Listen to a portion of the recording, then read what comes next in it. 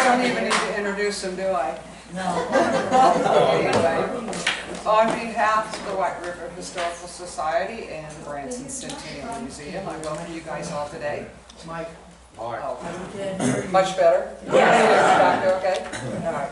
Thank you all for coming today, and I'd like to, first of all, thank Joe and Barbara Reich for the use of this building.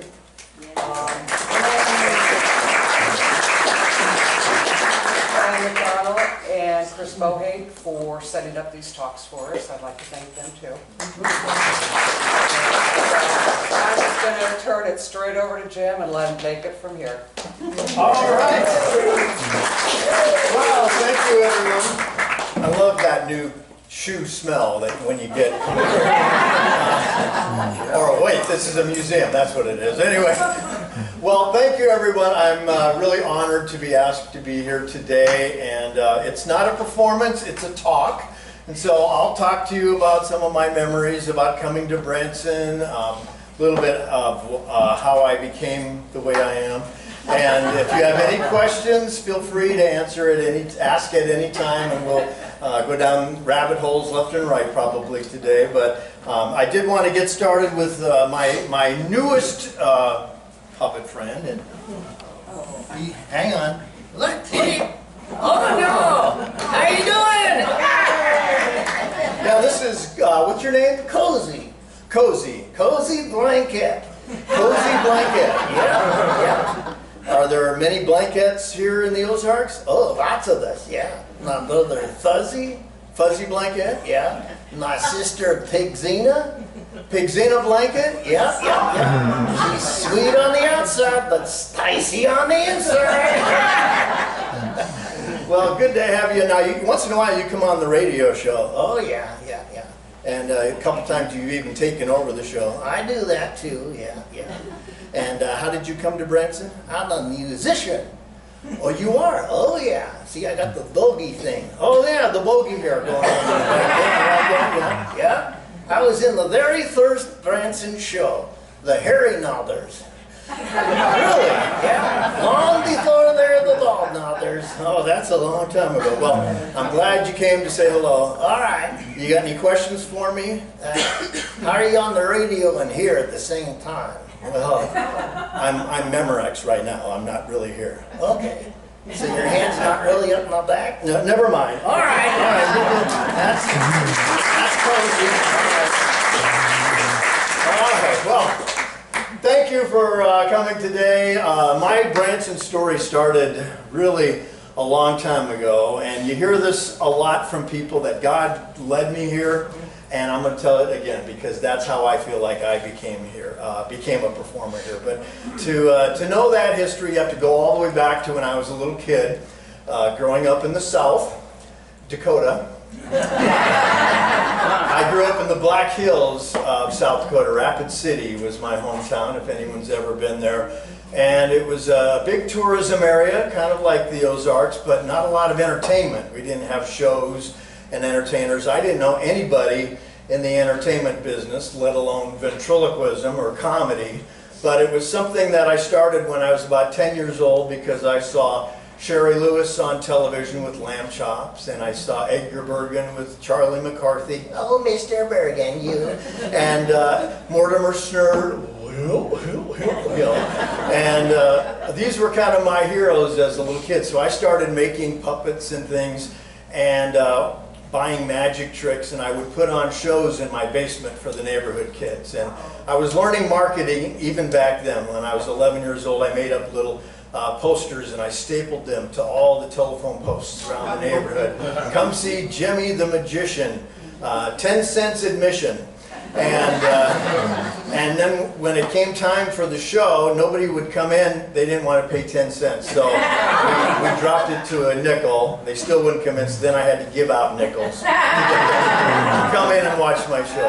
But that's where it all started, and all through high school I was performing. I did about every birthday show in my hometown, entertaining for the kids. And by the time I was in high school, I was playing drums in band and doing shows. And then it came time for college, and I thought, well, I need something to fall back on. And so I went into engineering. And I was going to be an architect, civil engineer, and the highlight of my first year of architectural school was that I won the talent contest with my ventriloquist act. And so I thought, no, I'm going to end up being an entertainer. But let's go back a little earlier to 2012, and this is one of those God moments in my life where I kind of was directed into being an entertainer. It was a very hot summer in the Black Hills. We were up camping at Pactola Lake up in the Black Hills, and it had been raining a little bit, so the fire was dying out. We were swimming in the lake, so I had cutoffs on, wet hair, no shirt, but we were all wet. I was 12 years old, and for my birthday that year, I got Johnny Cash's Ring of Fire album. I don't know why. I think it's because my dad wanted the album, but he gave it to me. And so I thought it would be funny. Well, we got to get the fire stoked. I'm going to take this can of kerosene and I'm going to pour a big circle on the ground. And I'm a little 12-year-old kid going, I fell into a burning ring. And just then, the stream caught fire. It shot up, the can exploded, and from here on up I was in flames. And it only burned for a few seconds, but it was enough to do quite a bit of damage. I had second and third degree burns on my face, my neck, my chest, my arms, my eyebrows were completely gone. And I looked down and I said, I look like fried chicken because my skin had peeled back, and it was, you know, I didn't feel anything because it was, when you get a heavy impact like that, you don't feel it till the shock sets in later on. So we're up in the hills. My mom was a nurse, and she said, we got to get you to the hospital right now. So we drove into Rapid City. It was about a 30-minute drive into town, and got me into the hospital and put me in intensive care. And the Shriners had offered to send me to Galveston to their burn center, but my mom, working at the hospital, said, no, we can take care of them here. And they did a great job. I was in intensive care for 2.5 weeks. And during that time, my head blew up like a basketball. It could have been really severe. I was very fortunate because today you can't even hardly tell. But when I was in that situation, I was really scared. And my scoutmaster never let me hear the end of it. He chewed me out big time because I was playing with fire. And in the hospital, I would do card tricks and read comic books and things to make people laugh and make myself laugh. And one day I was laying in bed and I heard a little girl down the hall, and she was going, woe is me, woe is me. And I thought, she's in such pain, but it made me laugh because who says woe is me except the cartoon? And I said, God, if you're up there, I want to make people happy. If you can help me get through this, I want to spend the rest of my life as an entertainer. And I came through it. I got better. I had a lot of keloid scars on my face and neck and chest, and over the couple of years I had a lot of procedures done to lighten those scars, and today you can't really see them at all. But I've had a big heart for kids that are injured or burned. You know, you see some kids that are so severely disfigured that you wonder how they can go on, but their self-esteem is what carries them through that kind of thing. And so I've always had a heart for helping others and making people laugh, and so that was partly why I could say, you know what, I don't want to be an architect. I want something safe like comedy.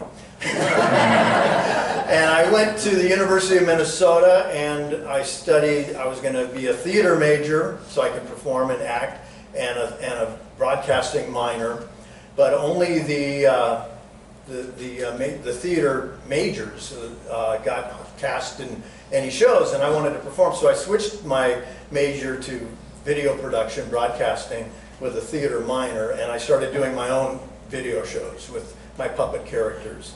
And I've got one character that I brought with me today. I haven't used this character in over 40 years. His name is Freddie, and he was my birthday gift on my 13th birthday, and he was my first kind of professional ventriloquist figure. Would you like to meet Freddie? It's been a long time. Let me see here. Hang on, I haven't even checked to see if he's okay. Now I'm going to have to sit down for this, so hopefully everyone will be able to see. I'll hold them up here in a minute, but let's see if I can get them out. Oh, he's sleeping. Hang on. Come here. Oh, there we go. Okay. Hang on. Oh, boy. Here we go. Hang on. Oh, there we go. This is Freddie. Hang on, let me. This is awkward, I know. Freddie. Oh, just a minute. Freddie. He's sleeping. Freddie.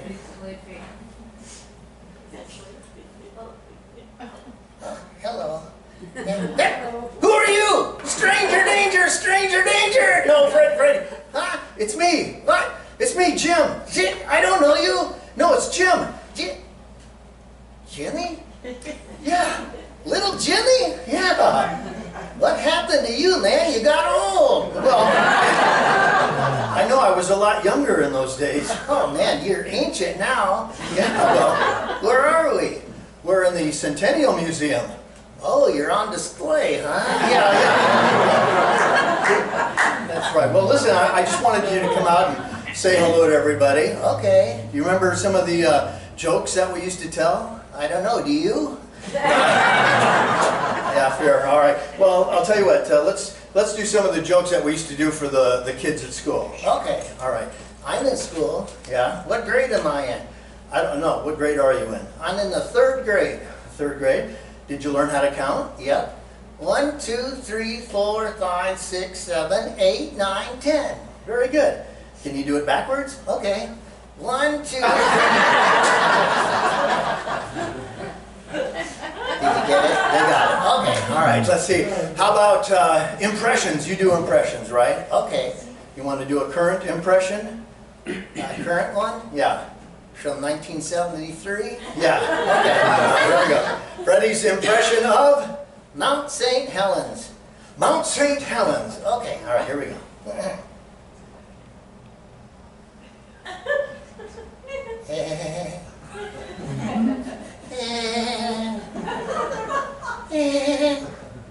Boom. Thank you. That's it? That's it. All right. Listen, I think we better put you down. Okay. Hey, I'm getting hungry. Oh, you want to go eat up the road? Let's not. I hate concrete. Ah, okay. There he is, Freddie. Bye-bye. Okay. Oh, sorry. Oh, man. That hurt. I know, I'm sorry there. Can I show them how you work? Okay. You see, we got strings. Who pulls your strings? Oh, my wife, Melanie. Anyway, so that's how Freddie works, and he was my 13th birthday present, and here he is.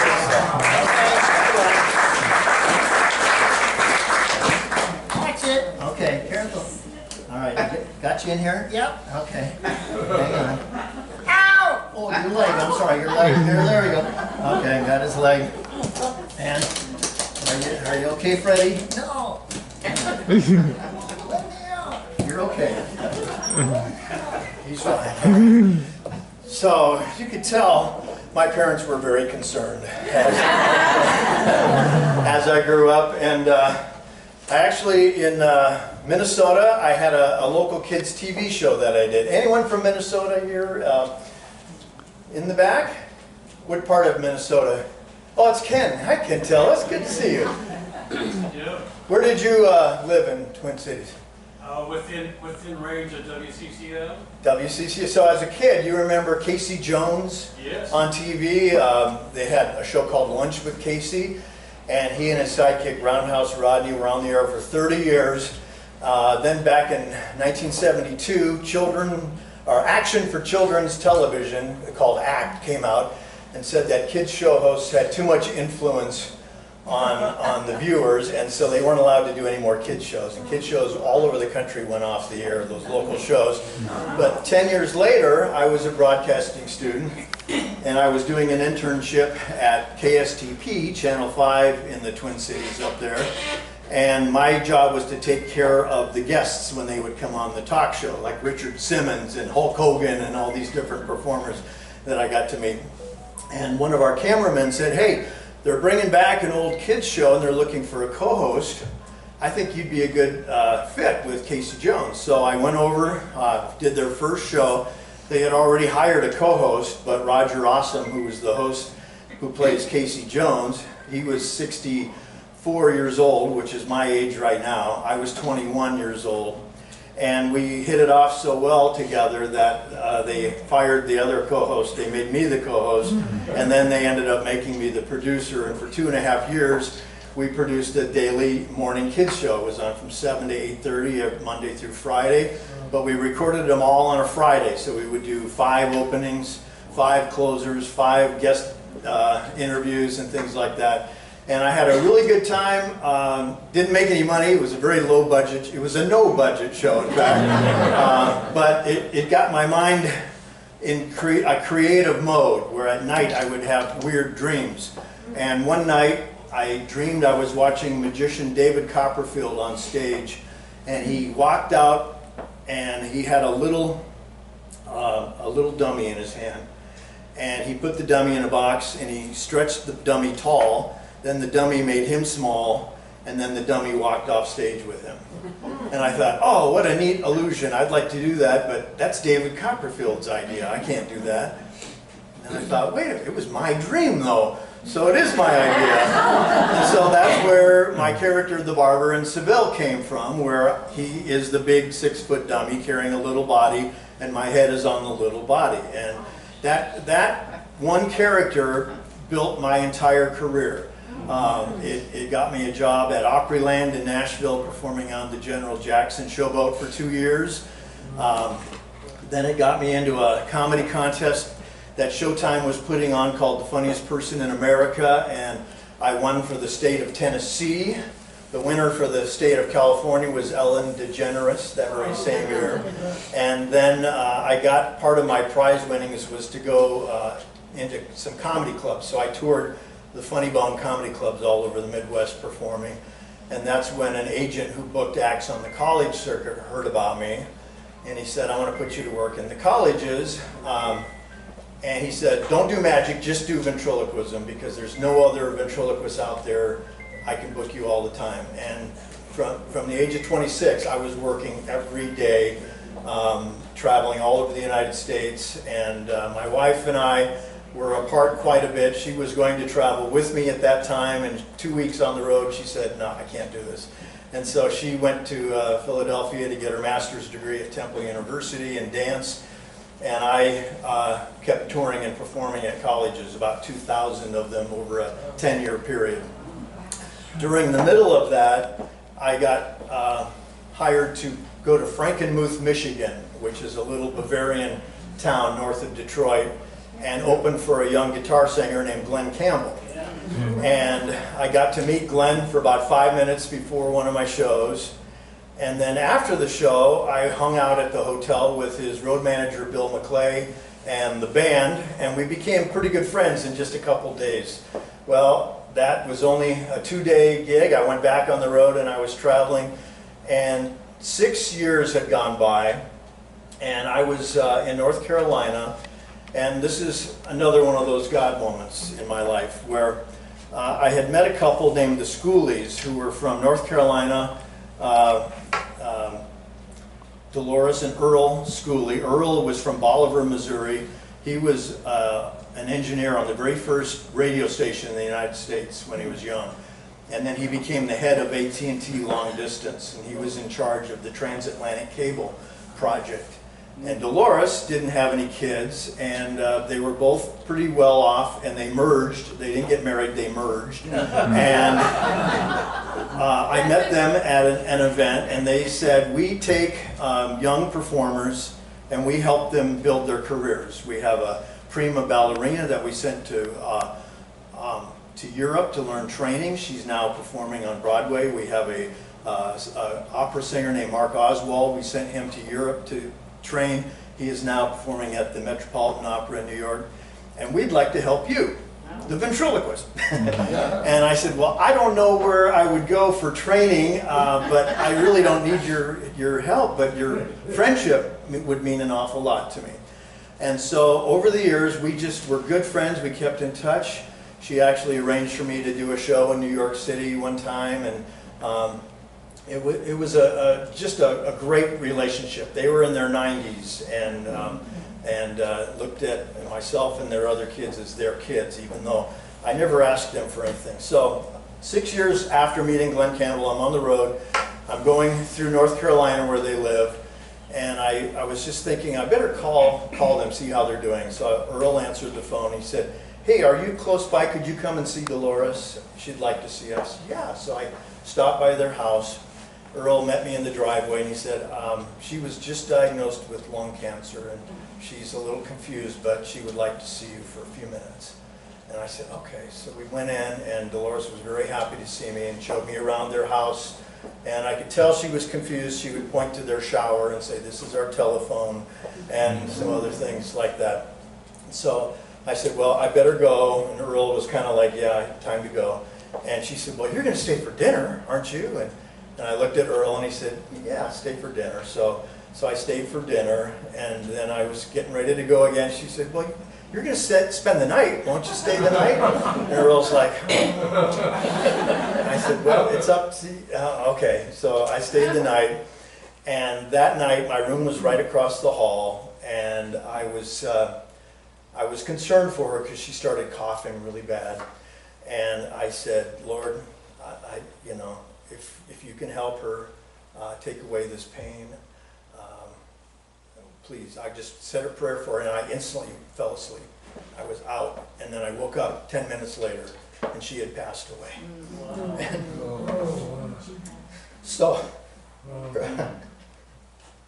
this won't be the first time I do this.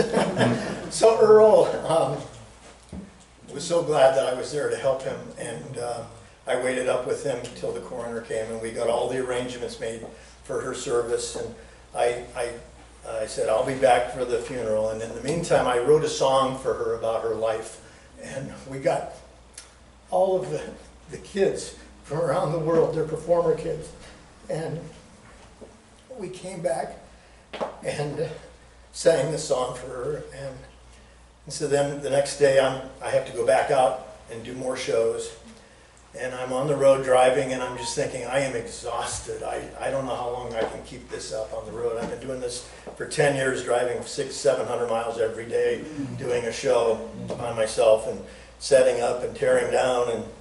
And I said, Lord, if you're up there and you can touch base with Dolores, I've never asked you, Dolores, I've never asked you for anything, but I need a favor. I got to get off the road. And then the next morning, I get a phone call after 6 years. Do you remember working with Glenn Campbell? I said, yes. And he goes, we're building a theater in a little town called Branson, and we'd like you to be in our show. And I said, thank you, Dolores. And yeah, please, because I got to support myself.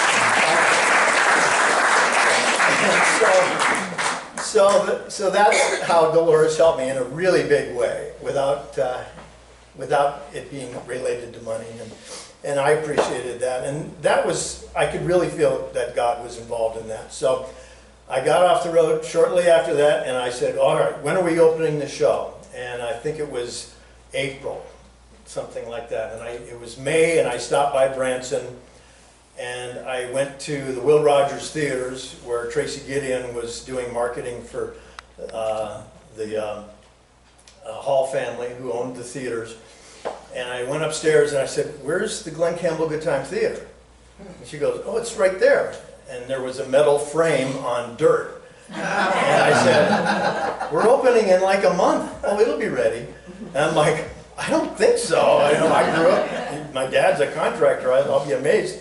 Well, the day we opened, they were rolling the sod out and the theater was ready. And we had a fantastic show, the Glenn Campbell Good Time Theater. And for the first time, I was able to get off the road and not have to live out of a suitcase every day. I had a live band to work with, TJ Kenster and the Good Time Band, and just great musicians. And the best person in the world to introduce me was Glenn Campbell. And he would bring me out. He'd say, he's from South Dakota. And then Glenn would bring me out. And those 3 years were like the highlight of my career for me, working with Glenn and everyone. And during that time, we also brought Eddie Rabbitt in, and Eddie performed there for a year, summertime. And I got to open for Eddie, and we both lived in these condos right behind the new Walmart up here. I forget the name of the condos. Right off Bird Road there. New apartments up there. Anyway, so Eddie and I we lived right next door to each other, and so I would have lunch with him out of his crock pot quite a bit. And Eddie would go walking. That Branson Hills Road was in, but there was no development yet, so it was a great place to go walking or riding bikes. And during the time with Eddie, he was habitually late for his cue to come on stage. He'd come walking in late. So I'd be out opening, and they'd go, "Jim, stretch, Eddie's not here." And he'd come in, and he'd be backstage just, "Hey, how you doing?" And they're like, "Oh, hurry, he's not." And so I got to know Eddie really well, and on his last show, he called me up on stage, and we sang "I Love a Rainy Night" together, and I've got it on video where I'm up there, and he's got his arm around me, and I'm drinking water from the rain curtain, and it was so much fun. And Eddie just gave me such nice compliments, and nobody knew at the time that he had lung cancer. Even his band didn't know. And a few months later, I saw it on the news that he had passed away from lung cancer, and we were just shocked. So as far as I know, I was on stage with Eddie for his last live performance, but I'm not sure about that. But those were really great memories, and at that time, my wife and I were commuting from our home in Pennsylvania, and we decided to go back to Pennsylvania. There was a brand new program at the Art Institute of Philadelphia called Multimedia, which was 3D animation, digital video editing, something new, and I was interested in it, but I didn't think I would have time to go back to school as an adult. And my wife picked me up at the airport after a show, and she said, "I signed you up for that Art Institute. We're going to go downtown and see the school." I can't go back to school. That's 2 years. But as soon as I saw what they were doing, I thought, "Oh, this is me. I really want to do this." So for 2 years, I went to school, took a train into Philly every day. On the weekends, performed at resorts in the Poconos, and got my degree. And then I had 2 job offers to be a digital animator out on the East Coast, and offers to come back to Branson and perform in a show. And my wife at that time, she had been doing Broadway musicals up and down the East Coast, performing in New York and different things. She was also a music therapist and worked with handicapped kids, Down syndrome kids. And so we came back to Branson and met my buddy Todd, who's sitting here, and Diane was an interior decorator and decorated his house. I think it still looks the same. And, and we started a multimedia company together, and then slowly I got back into shows and performing, and worked with a magician, Kirby Van Burch, for a year. Worked with the Osmonds for a year in their show, which is now the Clay Cooper Theater. And when I worked with the Osmonds, the stage was ice, so we had to wear spikes on our boots so we wouldn't fall during the show. And then Jimmy had sold the theater, so all of a sudden I found myself without a show in 2000. And so I filled in at different shows like Pierce Arrow and Country Tonight and the Presleys, and would fill in wherever they needed a performer. And then my wife got pregnant, and it was something in the water because we had been trying for years and years. I don't think it was because I was on the road 9 months out of the year, but so it was good to be home, and that first year with my daughter, and I remember holding her just as a baby when the Twin Towers were falling and watching her thinking, what kind of world is she going to have to grow up in? And it is different now than it was back then with security and everything else.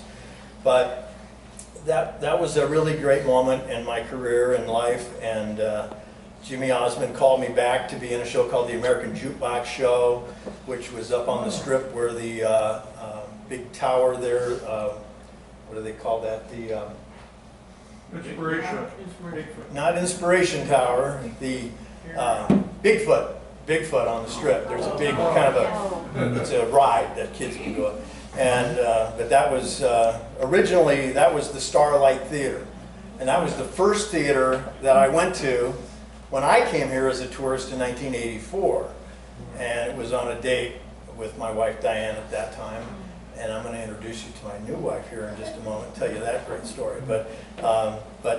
So we went, several friends said, you got to go see this little town called Branson.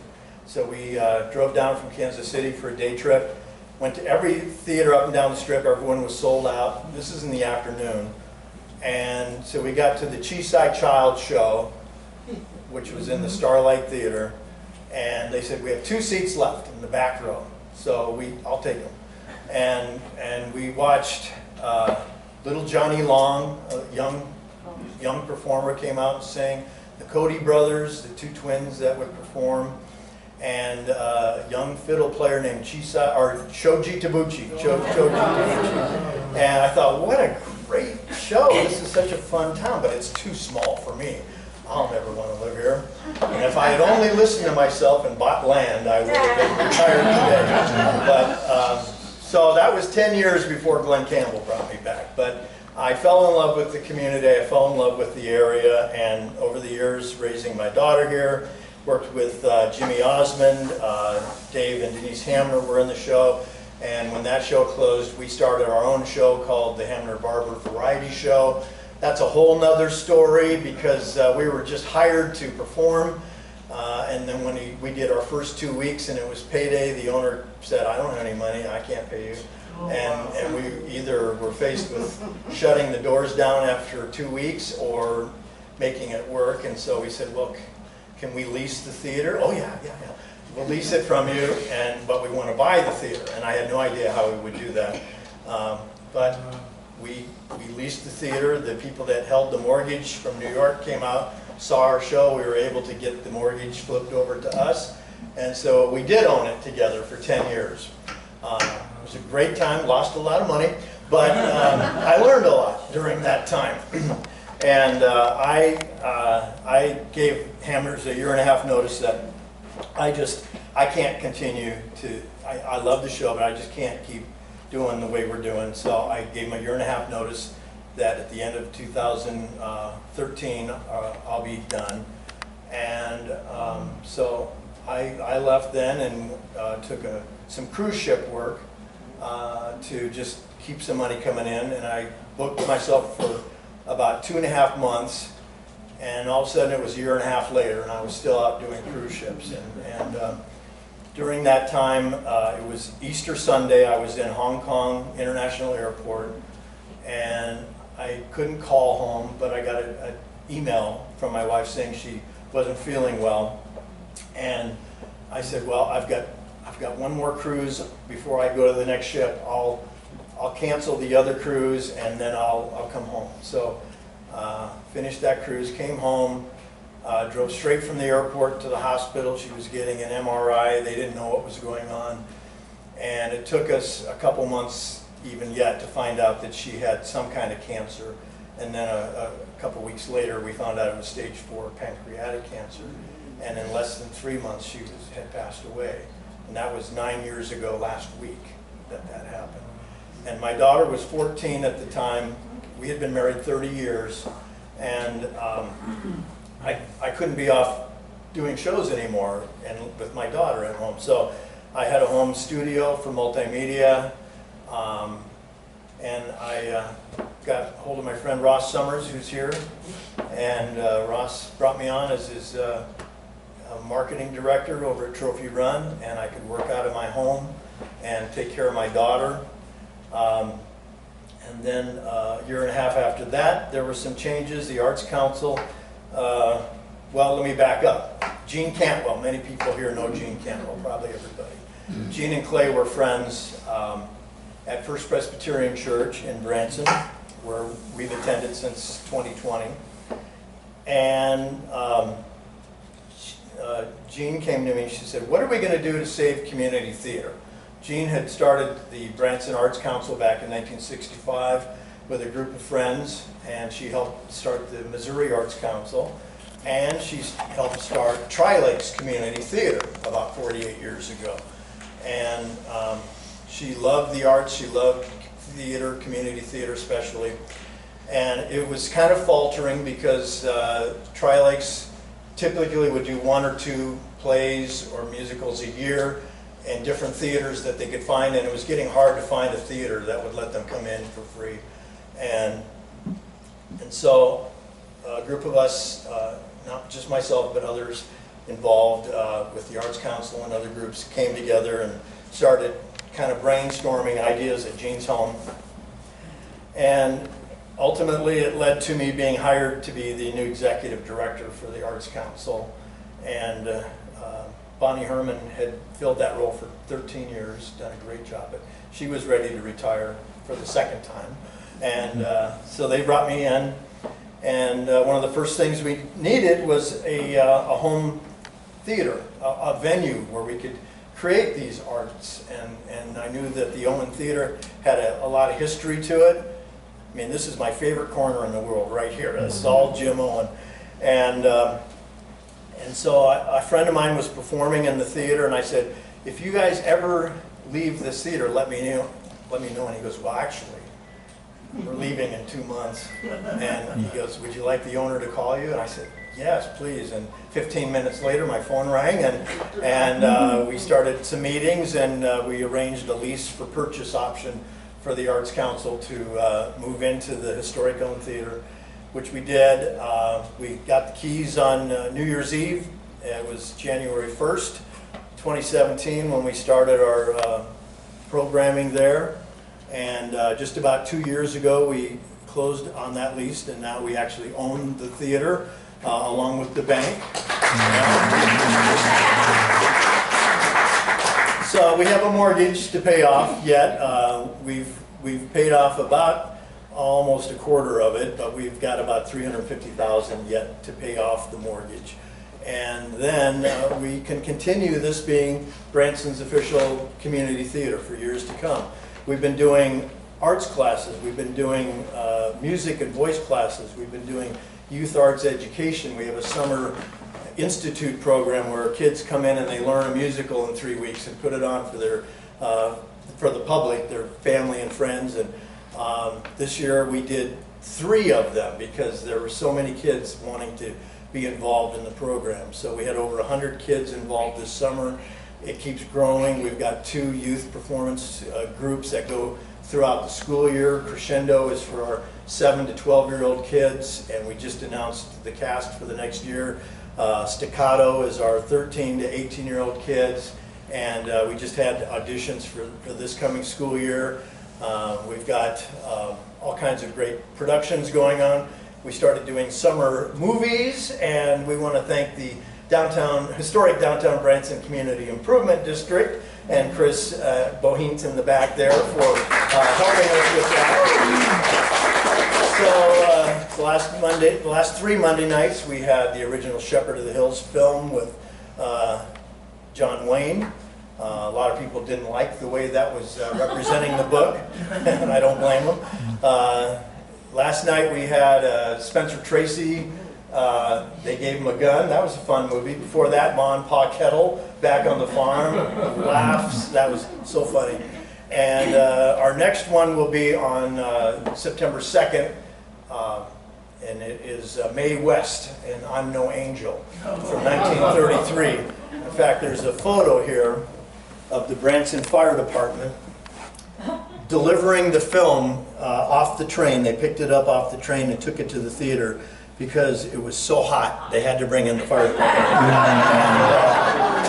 Jim Owen was a master marketer, and so that will be on September 2nd, which is Labor Day, and then on the next Monday we're bringing back a movie that played at the theater. All of these films actually were shown on the big screen, and the reason I picked these titles this year is because we have pictures of the original theater with marquee with those movie names on them.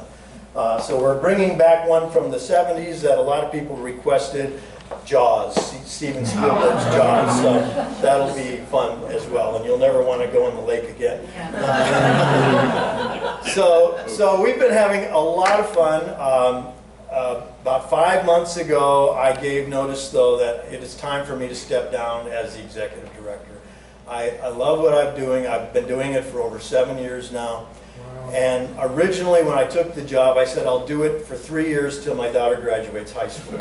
And now she's out of college and married, and I'm still there. So this is another one of those God moments in my life. God's been nudging me. It's time to pass that baton to somebody else. Step back and kind of go back to what I was doing before, more performing.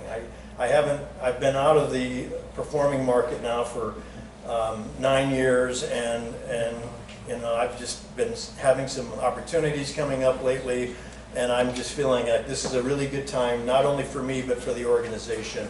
They need someone who's young and has a lot of new ideas and fresh ideas, who can kind of take it where it's at now and build on it. And so we're interviewing people. We've got some good candidates, and we'll be announcing the new director on our annual meeting, which is coming up at the Branson Convention Center on Sunday, September 22nd. You're all invited. It's also our artist reception for our new artists at the gallery up there, so you'll be able to come up and see all the new artwork. I guess they're going to do a little thing for me, and then we're going to introduce our new executive director, and we'll have some entertainment and a lot of fun, and it's all free. The convention center does a great spread of hors d'oeuvres that they provide, and then they'll have a cash bar there as well. So we'll let you know about that, but go to our website, bransonarts.org, and put your email in there, and then you can sign up for some of those.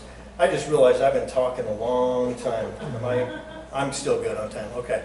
And so that is going to be kind of wrapping up that stage. I'm going to still be available to the Arts Council in any way that they need me to help with marketing and such, but after I had announced to the Arts Council, Yakov Smirnov called me and said, "Hey, would you like to be in my show?"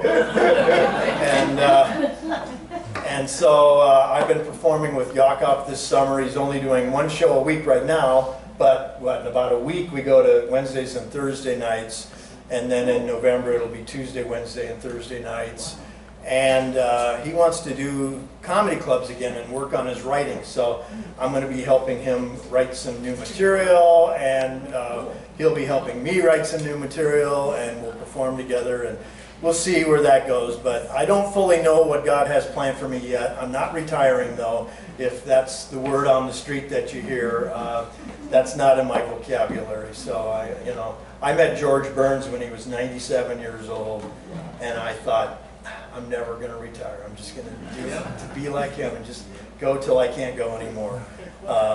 But God is really good. You know, I've been through some hard things in life, and losing my wife was a big one. But I've also been through some amazing things, and finding my new wife, Melanie, is one of those.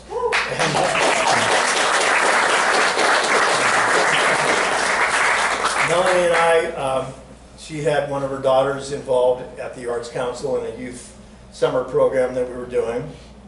And that's kind of how we got to know each other. Our first date was a Cardinals game up in Springfield. And I still don't know who won the game. I wasn't watching.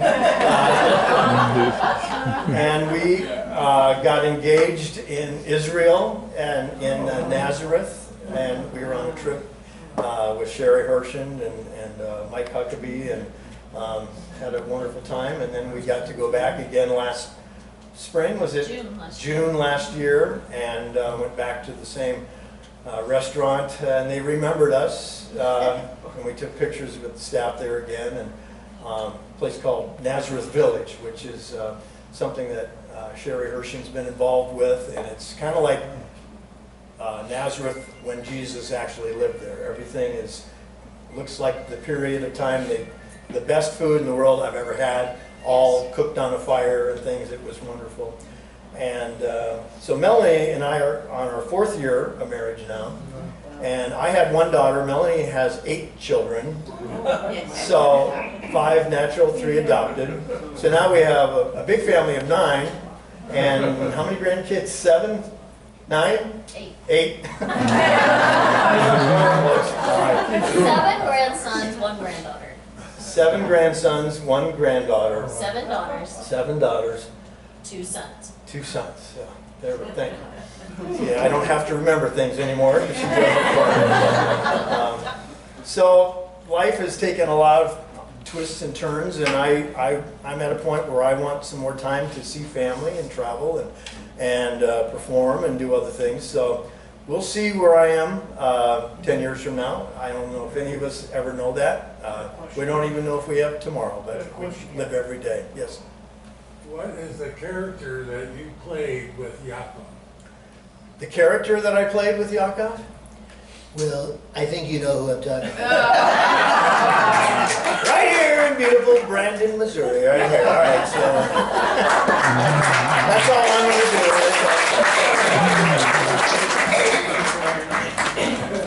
do. I didn't used to do impressions, but when I worked with Jimmy Osmond at the Osmond Family Theater, Jimmy said, you know, hey buddy, you look like Mike Myers from Austin Powers. And I went, oh, groovy, baby. Yeah. Smashing, baby. Yeah. And so during one of the shows, as a surprise, I got an Austin Powers costume, put it on, came out behind Jimmy and danced, and he loved it. And he could have fired me that day, but he kept it in the show. And all my life, when I lived out on the East Coast, people said, you look like Donald Trump. You look like Donald Trump, even when he was young, and I didn't know who Donald Trump was. And then when he came down the Golden Escalator and ran for president, I thought, well, I'm going to have to become Donald Trump somehow. And so I've started working into the shows, and it's a pretty big part of Yakov's show.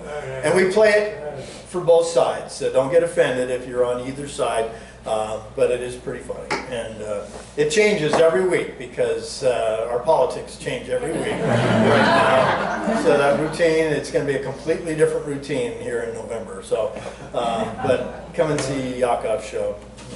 And then I also perform. I do the Barber and Seville routine. And I did bring a couple things. You know, when I worked with Glenn, this is one thing I wanted to say.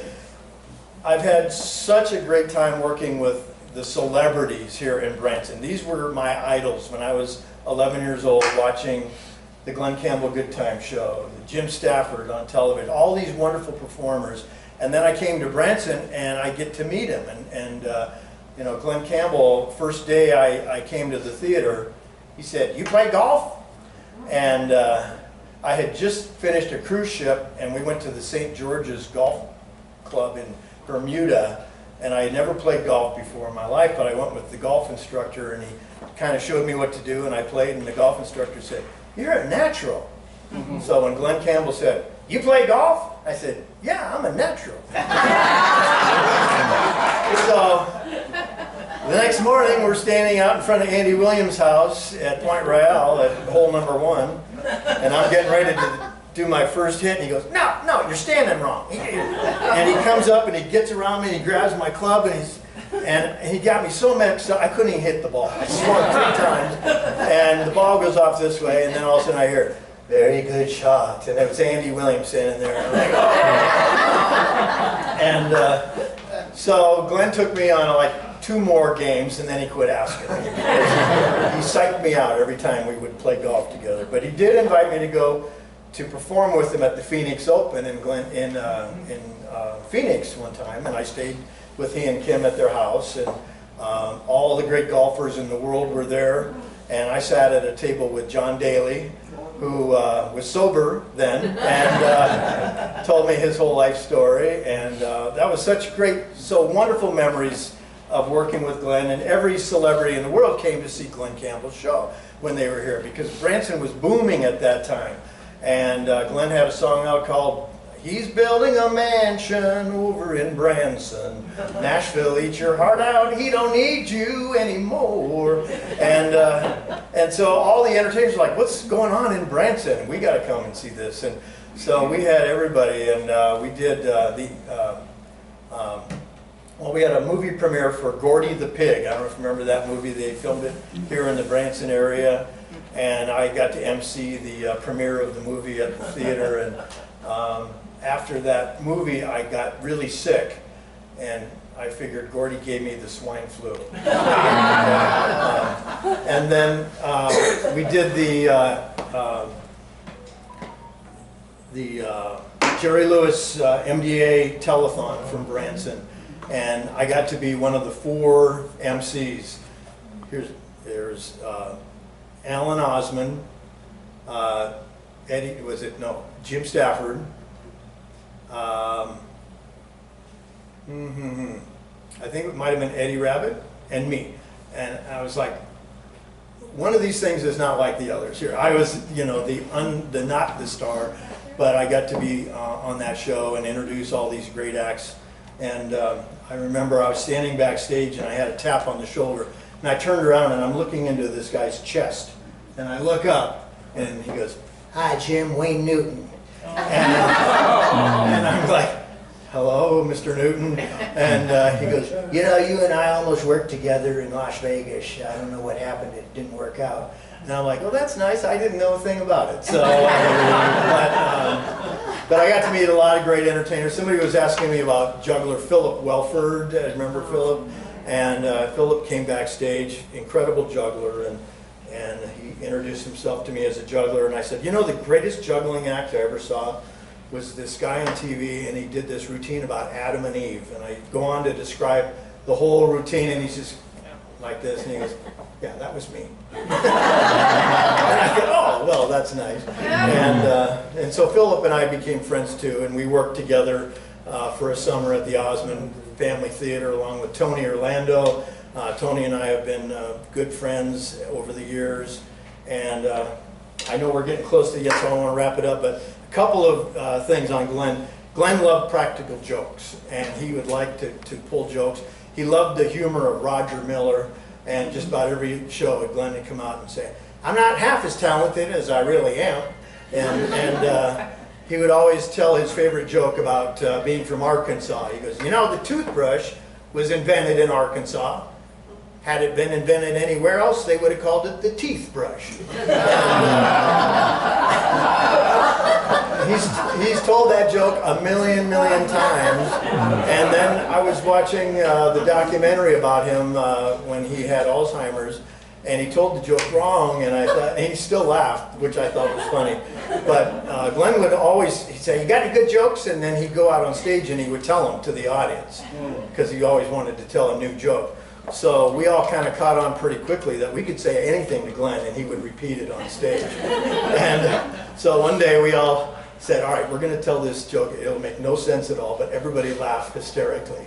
So we said, I don't even remember what it was, but it wasn't even a joke. It was just, and everyone laughed. "Ah!" And Glenn laughed along, and then he goes out on stage and he tells the same joke, and it's crickets, and we're laughing backstage. Things like that were a lot of fun. And one day, Debbie Campbell would always come out behind Glenn, and they would sing a song called "Let It Be Me." God bless the day I found you. And so Glenn would be out singing, and Debbie would walk up next to him. And he always sang, but he never looked at Debbie. So I said, "Debbie, let's pull a joke on Glenn. I'll wear your dress out, and you sing from backstage." So Debbie's backstage on the microphone singing the voice, and I come out in Debbie's hat, and the audience is cracking up. Glenn's just singing, he has no idea, and I'm standing right next to him. And I'm lip syncing to Debbie. And then Glenn just kind of does one of these, and it was all over. And then he said, "Get out of here!" And we have that on video. I think it's somewhere on YouTube somewhere. So that was my first drag experience. And let's see what else. And one time Glenn came up and he had this Glenn Campbell logo watch, and he said, "You like my watch? Here, try it on." He put it on my wrist. He goes, "It looks good. Keep it. It's yours." And I went, "Oh, no, Glenn, that's your expensive watch." "No, keep it, keep it." "Well, thank you, thank you." And then the next day we came back for the show, and I'm looking at my watch there, and Glenn goes, "Bill," to Bill McClay, "Bill, I can't find my watch. Where's my watch?" And Bill looked at me and he said, "Don't say a word, just don't say a word." And that was kind of the first time we saw a little forgetfulness with Glenn. But he was a great friend, a really good guy to work with. And then one more story, real quick. Glenn was good buddies with Jim Stafford, and Glenn said, "Hey, we're going to go see Jim Stafford this afternoon." And he goes, "I want you to bring your dog Chico, and when Jim does his routine about Chihuahuas, I want you to stand up and do something." I'm like, "Are you sure?" "Oh, it'll be hilarious. It'll be hilarious." And I said, "Did you clear this with Jim's wife?" "Oh yeah, she's fine. She's good." So we get to the theater. First thing, Ann Stafford comes up. "What are you thinking about doing?" And I said, "Well, Glenn wants me to pull out my dog pouch." Glenn said, "Oh, do it, it'll be good." So we go in and we're doing the show, watching the show. Jim's starting his Chihuahua routine, and Glenn goes, "No, do it, get up." So I put Chico on, and Jim's performing, and I go, "Excuse me, sir, excuse me." And Jim stops and he goes, kind of looks over at me, and I say, "I'm from the Friends of Chihuahuas, and I'd like to complain about the content of your material." And I ran up on stage with Chico, my dog, and Chico may be around here today if you'd like to see him. But Jim turns his back to the audience, and he gives me a look like, "What the are you doing?" And I trying to make it funny, and Jim is not laughing. He's like, and I said, "I'd like to bring up the president of the Friends of Chihuahuas, Glenn." And then Glenn Campbell stood up and came up, and then Jim smiled, and he said, "Ladies and gentlemen, Glenn Campbell and Jim Barber." And that was then, but I don't think Jim ever got over it, actually.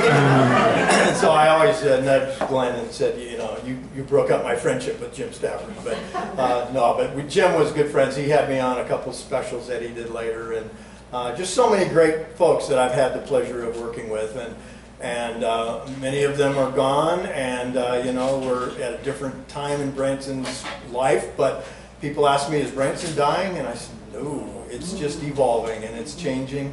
But what I love about this museum is the history is being preserved here. And I was involved with the Centennial project, the very first museum when we were up at the gas station up the hill.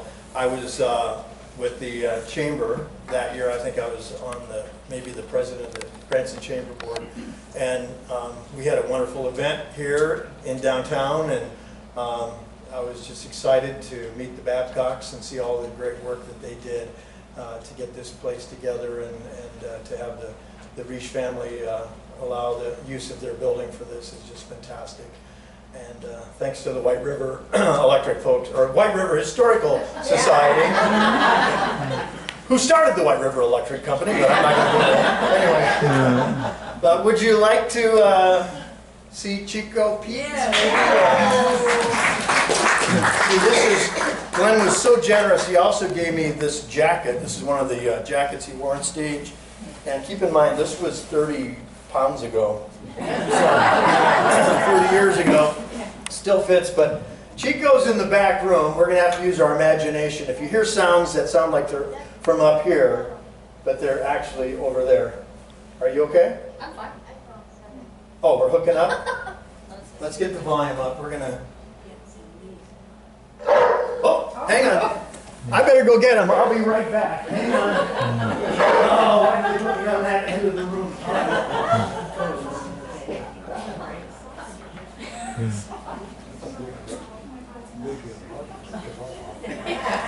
Where's the good boy? Oh, there he is. Come here, good boy. Oh, no, stay down. Oh, what? No, just stay there.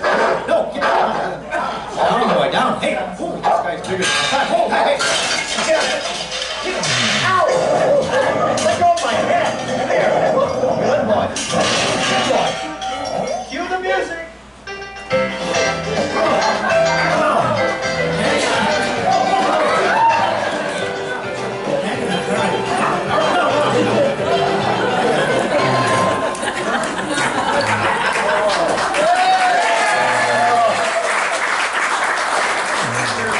A little nervous.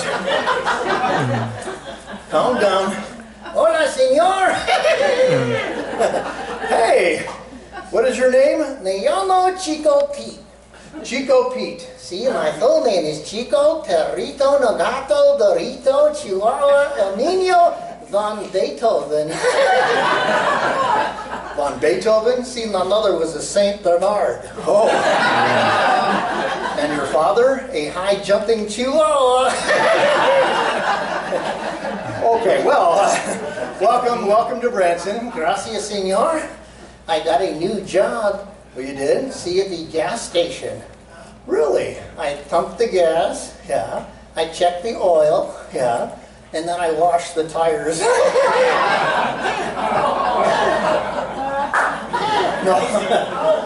No, Chico, look, Chico, I'll tell you what, if you're getting hungry, we'll go get some lunch later. I have Chico treats.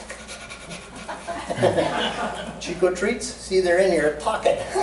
Try one, they'll make you dance. Oh, well, here, you try one. Hold still. Oh, hit the music.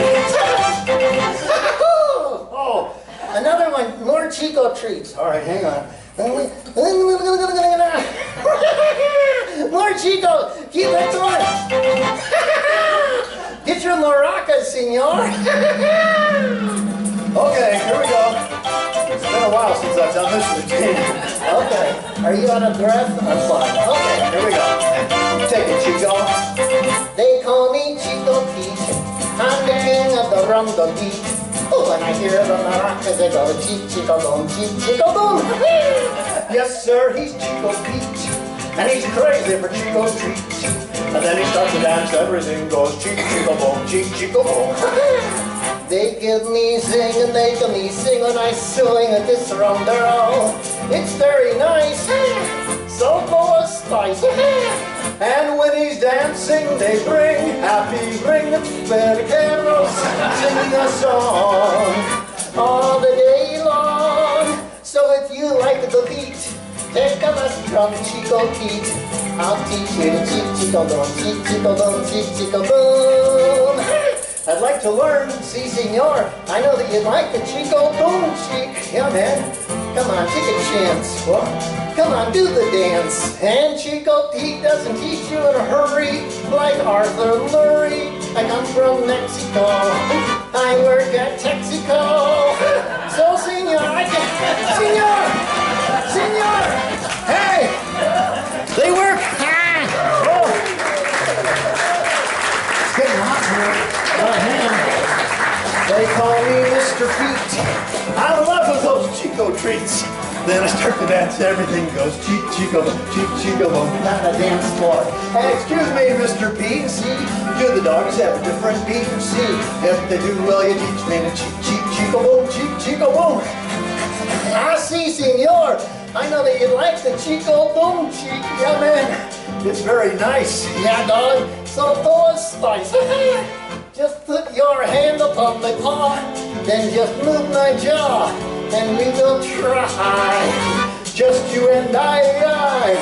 So if you like the beat, take a lesson from Chico Pete.